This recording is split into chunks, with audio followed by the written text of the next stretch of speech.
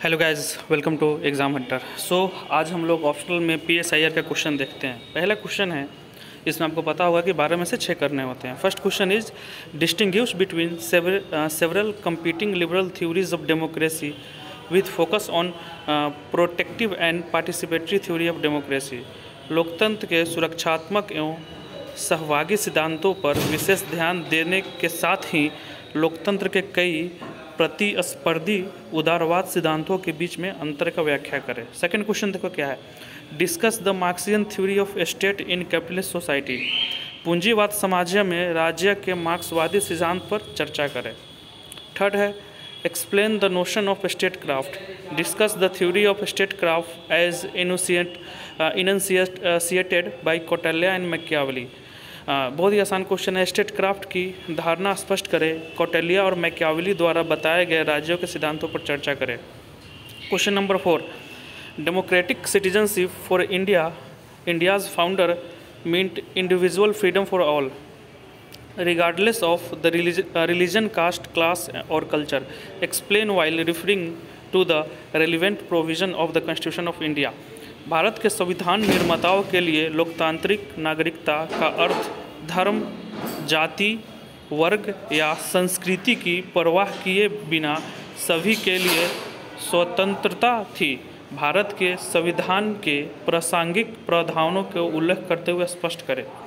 Question number 5 देखो, why do you think caste in contemporary India has become more a political than social category? Explain. क्या आपको लगता है कि समकालीन भारत में जाति सामाजिक श्रेणी की तुलना से अधिक राजनीतिक श्रेणी के रूप में उभर कर सामने आई है? चर्चा करें। Question number 6, discuss the theory of party system with reference to the writing of Vladimir Lenin, Robert Michels and Duverger. ठीक है, अब सेक्शन जो सेकंड है वो आयर का है, उसमें देखो सार्क के बारे में क्वेश्चन पूछा है। Why the South Asian Association of Regional Corporation has not been successful in fulfilling its promise? What have been the casual factors? What kind of initiative need to be taken by the member countries to make the SAARC more active? Explain. जैसे SAARC के वादों को पूरा करने में सफल नहीं हुई है, क्या कारण रहे हैं? सार्क के अधिक सक्रिय बनाने के लिए सदस्य देशों द्वारा किस तरह से पहल की आवश्यकता पर स्पष्ट करें। ठीक है, क्वेश्चन नंबर 8 देखो, how the emergence of China as a global power has shaped the foreign policy of the USA towards India in recent years. ठीक है ना, ये भी बहुत ही इंटरेस्टिंग क्वेश्चन है।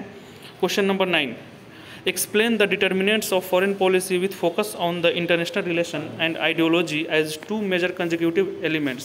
विदेश नीति के निर्धारक तत्वों में से दो प्रमुख तत्वों के रूप में राष्ट्रीय हित एवं विचारधारा पर ध्यान देते हुए सभी तत्वों का विवेचना कीजिए। क्वेश्चन नंबर 12 देखो, कोल्ड वार से पूछा है। Discuss the significance of name in cold war days. Does name in cold war, अच्छा नेम पर क्वेश्चन है, does it still remain relevant in the present multipolar world which has witnessed multiple regional organization?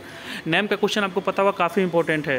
Relevance of name पूछा है। अगर देखा जाए तो name cold war के समय में बनाया गया था, लेकिन अभी उसका रेलिवेंस है कि नहीं, इसके बारे में पूछ रहा है।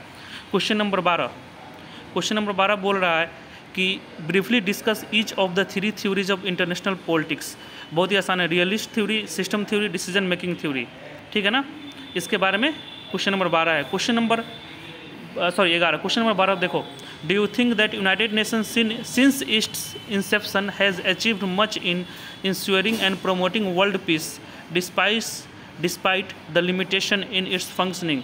Suggest reform which you think are urgently needed. क्या आपको लगता है कि संयुक्त राष्ट्र ने अपने कामकाज की सीमाओं के बावजूद विश्व शांति को सुनिश्चित करने और बढ़ावा देने में महत्वपूर्ण भूमिका निभाई है? इस संदर्भ में उन सुधारों को सुझाव दें जिनकी आपको तत्काल आवश्यकता लगती है। तो एक क्वेश्चन क्या है दोस्तों, पॉलिटिकल साइंस का, इसमें हमको 12 में से 6 करने हैं। इसका डिटेल एनालिसिस अगले वीडियो में आएगा। इस चैनल को देखने के लिए धन्यवाद। आपका दिन शुभ हो।